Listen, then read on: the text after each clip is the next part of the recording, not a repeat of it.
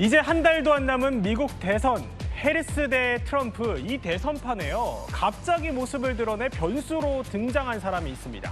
누구냐? 바로 테슬라 최고 경영자 일론 머스크입니다. 지난 주말 트럼프의 유세 현장에 모습을 드러내 처음 찬조 연설에 나섰고 이제는 트럼프 지지자를 끌어모으기 위해 현금까지 뿌리고 있습니다. 선거 막바지에 그야말로 대놓고 트럼프를 공개 지지하고 있는 건데 원래는 바이든을 지지했던 그가 노선을 갈아탄 거라고 하네요. 왜일까요?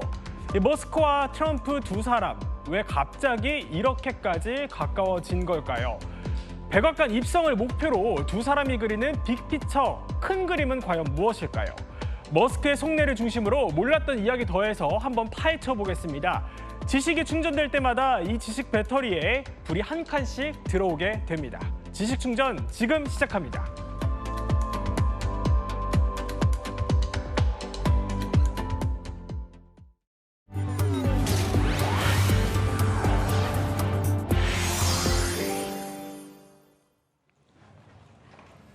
네, 세 분의 이야기 마스터와 함께 이야기 나눠보겠습니다. 지금 저희 뒤로 사진이 하나 떴네요. 문 변호사님, 저렇게 방방 뛰고 있는 게 일론 머스크죠? 네, 이 테슬라의 최고 경영자이고 또 엑스의 소유주인 일론 머스크가 그 깜짝 등장을 했습니다. 네. 트럼프가 자신이 이제 피격당했던 펜실베니아 현장에 12주 만에 이제 유세를 나갔는데 그때 깜짝 등장해서 트럼프의 그 지지와 성원을 같이 호소를 하고요. 또 여러 외신들이 정말 이게 주목할 만한 만남이다. 그래서 두 악동들의 만남이다라고 이렇게 얘기도 했습니다. 두 손을 들면서 방방 뛰는 모습 굉장히 인상적인데 과연 저 자리에서 무슨 말을 했는지 저희가 영상으로 준비를 했거든요. 한번 들어보시죠. As you can see, I'm not just MAGA, I'm dark MAGA. We had one president who couldn't climb a flight of stairs, and another who was fist pumping after getting shot. Fight, fight, fight! The other side wants to take away your freedom of speech. They want to take away your right to bear arms. They want to take away your right to vote effectively. There's one request, it's very important. Register to vote. Okay? And get everyone you know and everyone you don't know, drag them to register to vote. Nothing's more important. Nothing's more important. 최 소장님, 들어보면 뭐 총기를 소지할 권리, 표현을 할 자유 이런 얘기를 하는데 이게 진짜 머스크의 속내인가요? 어떻게 보면 이제 우리는 머스크가 무슨 이제 대통령 선거에 관여를 하면서 자기의 비즈니스적인 사업적인 뭔가 이득을 위해서 노력한다라고 이제 꿍꿍이를 여러 가지로 생각을 하는데 사실 저는 그러한 관점은 머스크라는 사람을 너무 우리가 쪼잔한 사람으로 보는 거 아닌가. 그래요? 예, 좀 그런 생각이 듭니다. 그러니까 실제로 머스크 같은 경우는 무슨 일이든 도전적으로 나서서 문제를 해결하고 사람들이 생각하지 못하는 도약을 이제 이뤄냈는데 머스크 입장에서 봤을 때 보면 지금의 미국이라는 나라가 상당한 지금 위기의 상황에 놓여 있고 자신은 그것을 해결할 수 있는 여러 가지 능력이 있다라고 생각을 하는 것 같아요. 어떻게 보면 애국심 때문이다 이런 거죠. 그렇죠. 애국심이기도 하고 사명감이기도 하고 본인의 즐거움인 것 같기도 해요. 문제를 해결하고 새로운 쪽으로 뭔가 넘어가는 그러한 쪽에서 봤을 때 트럼프라는 사람이 어떻게 보면 자기한테 큰 도움이 될 수 있고 내가 원하는 것을 이룰 수 있도록 도와주는 존재이기 때문에 나는 뭐 그거에 대해서 지지하는 거에 대해서 뭐 변호거릴 게 없다라고 저는 이제 보여집니다. 근데 화면에 잠깐 나왔는데 뭐 미국을 위대하게 이거는 뭐 트럼프 캠프의 캐치프레이즈니까 유명한데 저 장면에 이제 오큐파이 마스, 그러니까 화성을 점령하자. 이건 왜 들고 나온 문구입니까? 어떻게 보면 이제 화성이라는 이제 지구 다음에 있는 화성 같은 경우는 머스크의 영원한 이제 목표죠. 머스크는 이제 뭐 항상 이야기합니다. 스타쉽 한꺼번에 사람을 100명씩 태워서 화성까지 가서 이러한 화성을 이제 인류의 미래의 식민지로 만들겠다라고 이야기를 하지요. 그러니까 어떻게 보면은 머스크 입장에서 봤을 때는 내가 원하는 것 두 가지. 화성으로 간다라는 거 하나, 그다음에 미국을 다시 위대하게 만들겠다라는 것들을 모자와 셔츠를 통해 가지고 단시간 내에 가장 효과적으로 보여주고 있다라고 저는 보여집니다. 보면 저희가 이제 지금부터 트럼프와 머스크 왜 이렇게 가까워졌는지 그 관계를 좀 집중 조명을 해 볼 텐데요. 차 소장님, 근데 사실 이 두 사람이 원래 앙숙 관계 아니었습니까? 앙숙 지금도 친하다라고 볼 수는 없겠죠. 일단 우리가 이 앙숙과 친밀도를 볼 때 이게 그냥 개인적인 것이냐 아니면 어떤 그 기업가하고 정치가 사이의 이해관계냐라고 봤을 때는 초반에는 낭숙이었다는 표현을 우리가 할 수 있겠죠. 왜냐하면 초반이라고 한다라면 네. 트럼프 전 대통령이 바이든과 선거를 할 때로 돌아가야 지난 되겠죠. 대선, 지난 대선으로 돌아가야 되겠죠. 그때 당시 트럼프 입장에서는 바이든을 지지를 했었습니다. 그런 것들이 어떻게 보면 그 테슬라 입장, 그러니까 이제 네. 일론 머스크 입장에서 본다라면 가장 자기에게 도움이 되는 정치인을 바이든으로 선정할 수밖에 없었다라는 당위성을 우리가 읽어야 된다는 거죠. 네. 왜 그러냐면 일단 트럼프 같은 경우는 대통령 당선된 이후에 기후협약에 탈퇴를 해버렸습니다. 그러면 네. 전기차에 대한 어떤 보조 이런 것들이 좀 쉽지 않았고 그 다음에 이제 일론 머스크 같은 경우 이제 트위터를 인수하고 네. 여러 가지 이제 자신들의 언론의 자유 이런 것들을 이제 주장하는 부분들이 바이든과 맞닿아 있었다라고 봐야 되겠죠. 당시에. 예. 그렇기 때문에 트럼프와 배척적인 관계였었는데 그 이후의 관계가 이제 좀 변하는 것이 좀 있었죠. 바이든으로부터 전기차 협회 그 회장단 회의할 때 초청받지 못했고 그 다음에 그 트위터 지금 이제 X지만 네. 그게 이제 조사도 받았고 세무조사도 받았고 여러 가지 이제 상황들이 되다 보니까 지금은 바이든을 지지하는 것보다 그리고 또 그 외의 것들도 있긴 하겠습니다만 민주당보다는 공화당이 오히려 네. 자신의 사업이라든지 이런 것에 이제 도움이 되겠다 이렇게 판단을 한 것 같습니다. 어찌됐든 시대도 변했고 그리고 정치적인 지형도 변했기 때문에 네. 이거는 어떻게 보면 우리가 개인적인 친밀도라는 관계로에서 봐서는 안 되겠고 기업가와 정치인 간의 이해관계다. 저는 그렇게 봐야 된다라고 말씀드릴 수 있겠습니다. 어떻게 보면 바이든 행정부를 거치면서 바이든은 원래 지지했지만 본인에게 그렇게 득이 안 된다라는 판단 하에 이번에 선회를 했다 이런 말씀이신가요? 그렇죠. 그리고 이제 또 한 가지 이제 뭐 민주당의 어떤 그 정책들이 자신의 개인 사하고도 연결이 돼버렸고, 그리고 이제 그 특별히 IRA법이라든지 이런 것들이 또 어떻게 보면 일론 머스크하고는 사업의 중심점이 미국에서 중국으로 넘어가고, 그다음에 네. 또 미래로 넘어가는 부분들 이런 부분들이 있다 보니까 현재 민주당보다는 공화당과 같이 협업을 하는 것이 도움이 될 수도 있겠다 이런 판단을 내린 것 같습니다. 그런데요, 트럼프를 지지하는 이유가 사실 머스크의 개인적 차원과도 연관이 되어 있는 걸로 저희가 취재가 그렇죠. 됐거든요. 그래서 머스크의 한번 일생을 한번 살펴보려고 하는데 이쯤에서 문 변호사님 퀴즈가 하나 준비되어 있다고요? 저돌적이고 무모한 성격은 땡땡땡 때문이다. 땡땡땡. 네. 맞춰봐 주실까요, 최승현님? 이건 뭐 유전자 때문이다. 이렇게 유전자. 원래부터 그런 성격이다. 예, 원래 그런 성격이다. 네. 답. 저도 그런 것 같아요. 어차피 성격이라는 것은 좀 네. 유전적인 게 좀 강하지 않을까? 개인사 뭐 이렇게 퉁쳐서 얘기해야 될까요? 정답은 뭔가요, 변호사? 예. 아버지입니다. 아버지. 아버지요? 네. 저는 이제 트럼프, 머스크 둘 사이의 공통점을 보면 둘 다 네. 그 MBTI가 통하지 않는 사람 같아요. 그래요? E도 있고 I도 아주 강하고요. 네. T기도 하고 F기도 하고. 이 복합적인 성격이 왜 생겼을까? 우선 머스크는 어릴 때 안타깝게도 이제 학교 폭력 그리고 또 집에서 아버지로부터 폭력, 네. 폭언 등에 굉장히 시달립니다. 그러면서 이제 머스크는 생각을 합니다. 내가 지금 이렇게 현재가 괴롭지만 나는 언젠가 지구를 구할 거야. 이렇게 네. 마음을 먹습니다. 현실이 힘드니까 현실을 도피하면서 몽상을 하게 되는 거죠. 그런데 그 몽상을 하면서 그 몽상을 현실로 옮길 수 있는 재능이 머스크한테는 있었던 거죠. 또 하나는 일론 머스크라는 책에 보면요. 일론 머스크는 혼자 있는 게 싫다고 그랬어요. 그래서 엄청난 관심 욕구가 있습니다. 네. 그래서 머스크는 많은 사람들의 관심을 끌고 싶고요. 그러다 보니까 일론 머스크는 결국 자기가 이런 얘기가 있죠. 어떤 저녁 자리에 갔는데 사람들이 좀 깜짝 놀라서 나한테 관심을 줄 만한 그런 얘기를 한번 해봐야겠다. 그러면서 했던 얘기가 예. 난 화성으로 로켓을 쏘겠다. 네. 라고 했던 얘기라고 하고요. 어쨌든 그 이런저런 영향 때문에 정말 뭐 주짓수도 배우고 또 여러 가지 자기가 여러 야심을 갖게 된 것 같아요. 아까 그 영상에서도 보면 트럼프가 머스크를 소개하면서 뭐라고 하냐면 주요한 첫 자동차 회사를 만들었고요. 이 로켓 회사 덕분에 우리 미국인이 우주로 나갈 수 있게 됐다. 그래서 일론 머스크가 깡충깡충 뛰면서 들어와서 네. 자신이 가진 어떤 정치적 야심 또 이렇게 무대 대비 이런 걸 즐기지 않았나 생각이 듭니다. 아이러니하게도 그 머스크의 아버지 에롤 머스크는 네. 굉장히 이제 폭력적이었다고 말씀드렸는데요. 머스크도 욕하면서 담는다고 네. 여러 경영이나 그런 어떤 스타일 면에서 가끔은 그런 아버지의 모습이 나올 때도 있다고 하네요. 그렇군요.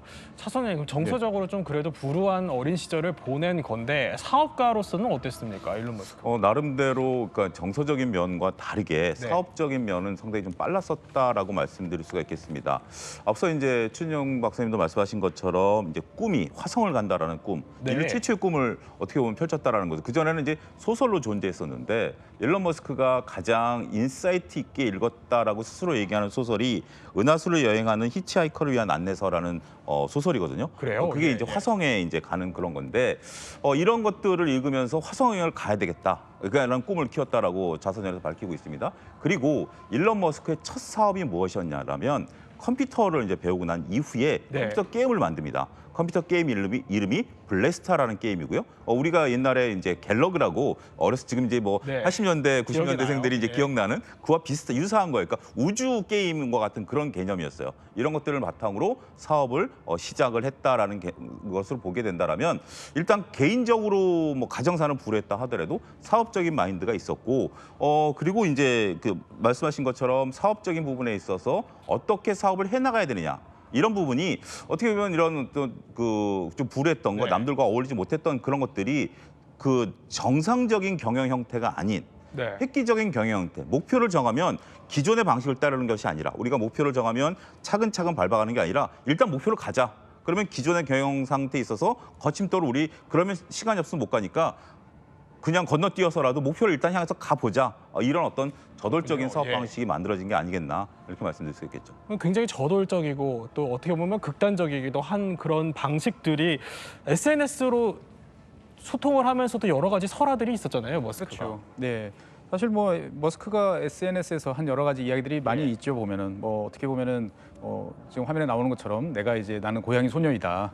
이런 것도 있고. 무슨 말인가요? 그다음에 이제 뭐 이집트 피라미드는 분명히 외계인이 만들었다. 네. 뭐 엉뚱하게 또 푸틴에게 1대1 결투를 신청한다. 또 이런 어떻게 보면 되게 소화적인 그러한 또 성향을 드러내기도 해요. 네. 우리 입장에서 봤을 때는 세계 최고의 재벌이라고 할 수 있는 일론 머스크가 저런 모습에 되게 당황스럽게 이제 이야기를 하긴 하는데 일론 머스크 스스로도 어떻게 보면 자기가 이런 이야기를 하는 게 좀 잘못되고 문제가 있다라는 건 잘 압니다. 그래서 화면에 보시는 것처럼 일론 머스크 스스로도 종종 그렇게 이야기를 해요.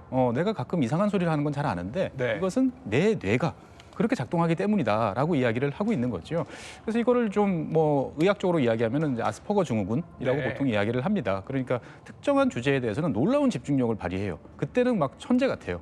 그런데 그게 사실은 지나고 나면 사회적 소통, 일반적으로 사람하고 커뮤니케이션 하는 데는 상당히 어렵다라는 게 이제 아스퍼거 증후군인데 어떻게 보면은 그 머스크가 그동안 보여왔던 많은 사업에서의 성취라는 것들은 이런 아스퍼거 증후군하고 상당히 연관이 있다. 아까 차 소장님 말씀해 주신 것처럼 네. 목표를 설정하면 남들이 생각하지 못한 중간 과정을 다 생략하고라도 어떻게든 뛰어가기 위해서 예. 혁신과 도전을 멈추지 않지만 막상 그것을 이루는 과정에서의 사람들과의 갈등, 사회와의 갈등, 그다음에 커뮤니케이션의 미스 이런 것들이 나타나는 거 보면 그 머스크 특유의 어떻게 보면은 유전적인 그런 요소들이 분명히 작용하고 있는 거 아닌가라는 생각이 종종 듭니다. 굉장히 저돌적인 우리가 머스크의 개인적인 차원의 요소들을 얘기를 해보고 있는데 사실 괴짜 사업가로서의 시작도 좀 궁금합니다. 이쯤에서 퀴즈가 하나 준비됐다고요? 네.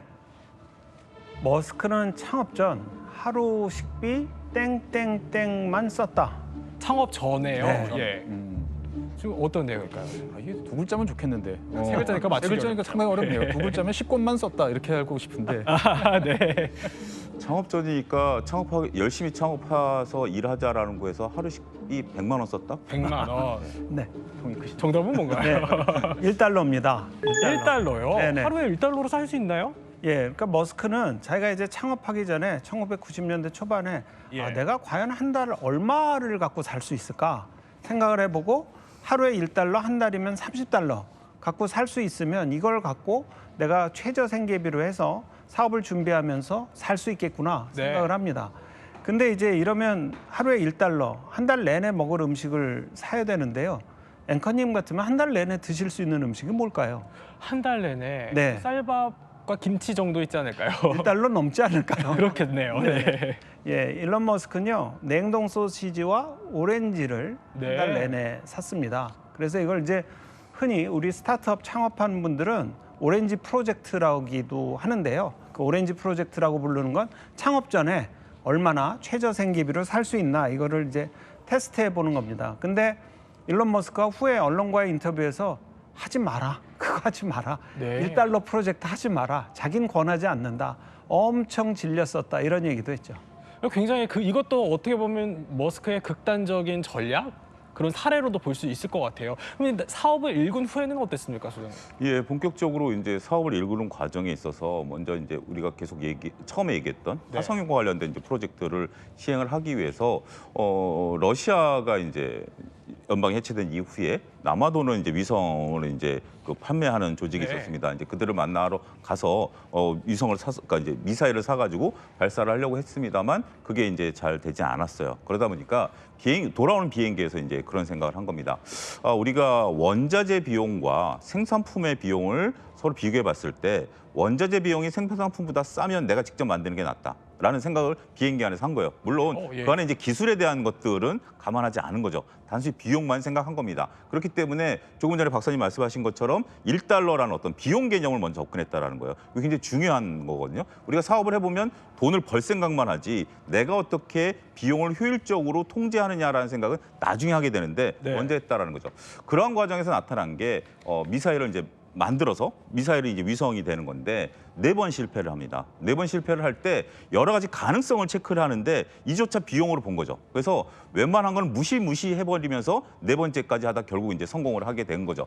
정상적이었다라면 첫 번째 성공할 수 있었겠죠. 네. 하지만 어마어마한 비용이 들어간다라는 측면에 있어서 생략했었고 그다음에 이제 실패가 되고 나면 보통 이제 일반적인 경영진들이라면 뭐 직원들을 격려한다라든지 뭐 하는 건데 네. 실패함에도 불구하고 벌써 다음 프로젝트를 먼저 직원들하고 논의를 했어요. 그런 그래요? 식으로 예. 밀어붙이고 이러한 과정에서 우리가 지금 흔히 타고 다니는 테슬라 같은 경우도 위험이 한번 있었어요. 처음에 차가 좀 팔리다가 안 팔렸죠. 지금 이제 사이버 트럭이 이제 문제가 있는 것처럼 그럴 때 그 소위 말해서 야전 침대 갖다 놓고 네. 동렬을 한 거예요.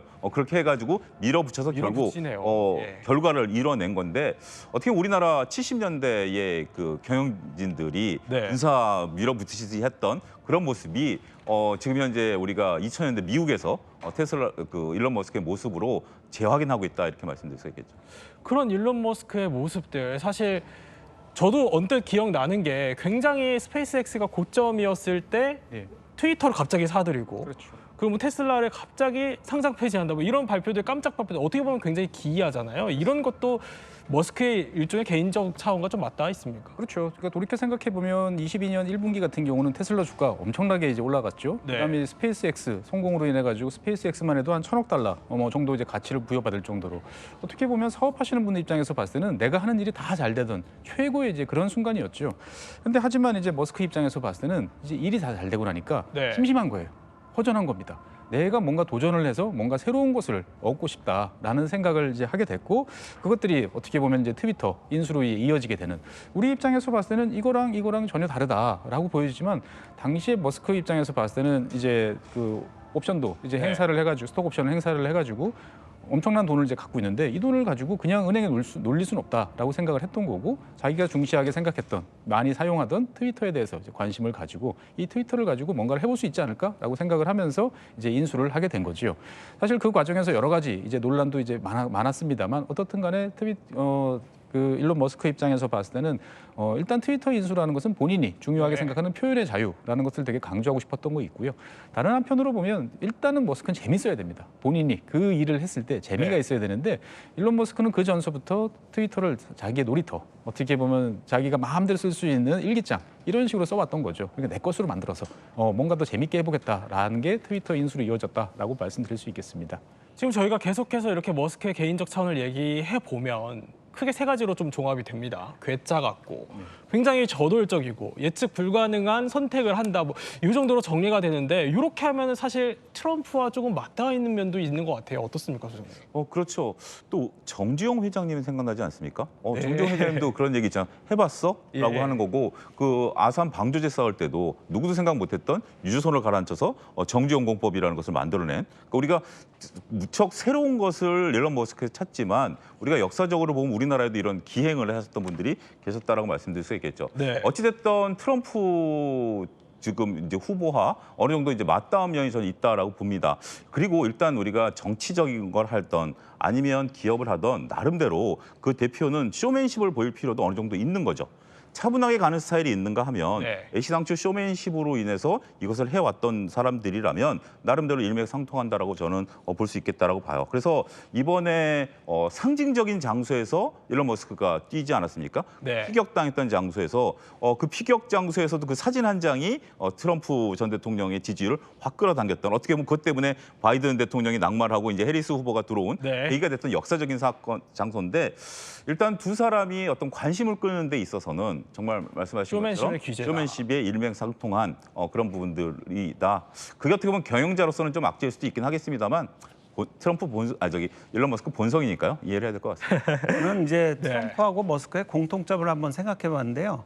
둘 다 그 아버지에 대한 인정 욕구가 컸던 것 같아요. 어린 시절에. 예, 그러니까 도널드 트럼프도 프레드 트럼프라는 아버지에게 인정을 받고 싶었고, 그랬어요. 또 그 예. 프레드 트럼프는 굉장히 엄격한 아버지였고, 그래서 트럼프를 군사학교도 보내고 이랬지 않습니까? 네. 그리고 역시 일론 머스크는 자신의 아버지에게 물론 심한 뭐 학대나 폭력을 당했지만 역시 본인도 인정을 사회적으로 받고 싶었고 또 아마 잠재적으로 아버지한테도 인정을 받고 싶지 네. 않았나. 그래서 이 강한 인정 욕구가 이런 쇼맨십이나 또는 자기 퍼스널 브랜딩에 작동하지 않았나 싶습니다. 유년 시절도 비슷하지만 쇼맨십의 귀재라는 공통점이 있다 그래서 저희가 이 머스크가 사람들을 어떻게 좀 홀리는지 대중을 사로잡은 매력을 좀 준비를 해봤거든요. 영상 한번 보고 오시죠.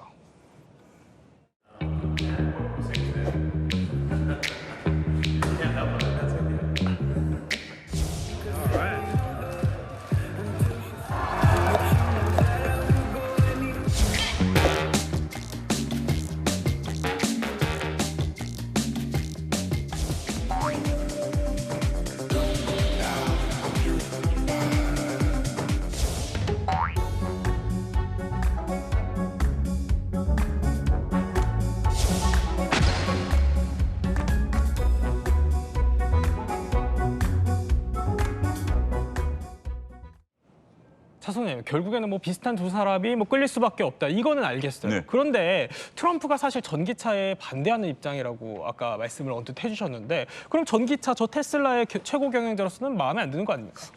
조금 그런 부분들이 있을 수 있겠죠. 근데 뭐 트럼프 전 대통령이 다시 대통령이 돼서 네. 자기는 그 바이든 현 행정부가 하고 있는 전기차 보조금법을 폐지하겠다라고 했는데 이게 공학적으로 봤을 때는 의회 선거도 이제 봐야 되기 때문에 네. 트럼프가 대통령이 된다 해서 결정될 수 있는 부분들은 아니고요. 우리가 중요한 것은 현재 지금 일론 머스크가 하고 있는 사업장이 중심이 미국이냐 아니면 중국이냐라고 봤을 때는 현재로서는 테슬라가 가장 많이 팔리고 있는 곳이 중국입니다. 그리고 네. 중국에서 자율주행도 시험하고 있는 상태고요. 그리고 이제 짐지 일론 머스크는 그런 얘기를 하죠. 우리의 미래는 전기차가 아니라 우리가 계속 얘기했던 인공위성이라든지 이런 부분들이다라는 거죠. 그렇기 때문에 나름대로 이해관계를 따졌을 때는 트럼프 전 대통령이 다시 대통령이 된다라는 것이 꼭 도움이 된다라는 건 아니에요. 그런데 자신이 약한 모습을 보일 필요는 없는 거죠. 오히려 지금 우리가 여기에 목매달려 있다라기보다는 네. 우리는 미래를 향해서 가고 있다라는 것을 계속해서 어필하고 있는 일론 머스크이기 과감한 때문에 배팅이네요. 예, 지금 현재 우리가 이제 전기차에 대한 보조금 이런 것들에 대해서 크게 신경 쓰지 않는다라는 부분들로서 어필을 하고 있는 것이 아닌가 싶습니다. 이쯤에서 관련된 퀴즈가 또 준비되어 있다고요? 예. 방금 말씀해 주신 것과 맥락이 비슷한데요. 네. 머스크와 트럼프가 견제하는 공통 대상은 땡땡이다.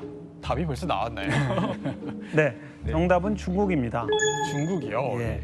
아무래도 이게 공공의 적이 있으면 공통의 적이 있으면 단합하기 마련이죠. 네. 트럼프와 머스크가 여러 이해관계가 다르고 하지만 인성적으로는 비슷한 면이 있는데 그럼에도 불구하고 전혀 논쟁적이지 않고 딱 하나 일치하는 거 아마 중국 견제일 겁니다. 네. 그런 면에서 트럼프가 하고 있는 여러 가지 사업과 또 머스크가 하고 있는 여러 가지 사업과 트럼프가 생각한 여러 가지 정책의 그 공통 분모가 아무래도 중국 견제가 아닐까 싶습니다. 뭐 트럼프가 앞으로 중국을 상대로 관세를 여러 가지 네. 예고를 하니까 이게 머스크한테는 유리할 거다 이런 분석인 거죠. 그렇죠. 자국 보호 무역이 트럼프가 당선이 되면 100% 확실해진다는 게 중론이고요.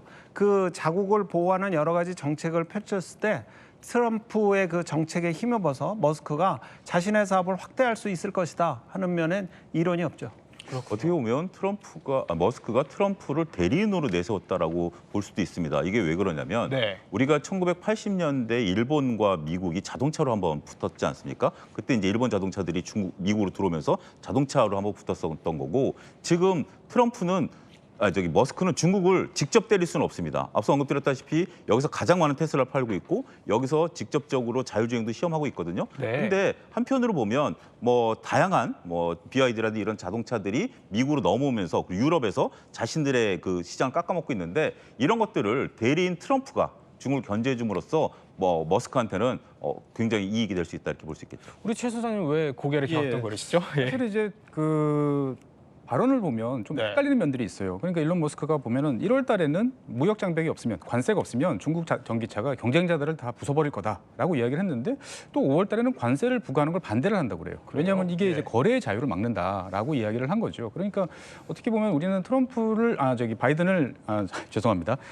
머스크를 너무 이제 자동차 만들어 파는 사람 이렇게만 보는데 제가 생각했을 때 이 머스크는 하고 싶은 게 딱 몇 가지 있습니다. 자기가 비즈니스를 하면서 정부랑 상대를 하다 보니까 미국 사회, 연방 정부가 너무 많은 돈을 낭비를 하고 있는 거예요. 네. 훨씬 효율적으로 하고 있는데 이걸 어떻게든 막아내야 된다라는 게 첫 번째.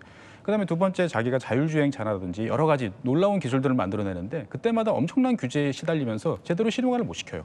그러니까 이 규제를 만드는 쓸데없는 관료 조직들을 없애버려야겠다라는 생각을 당연히 하고요.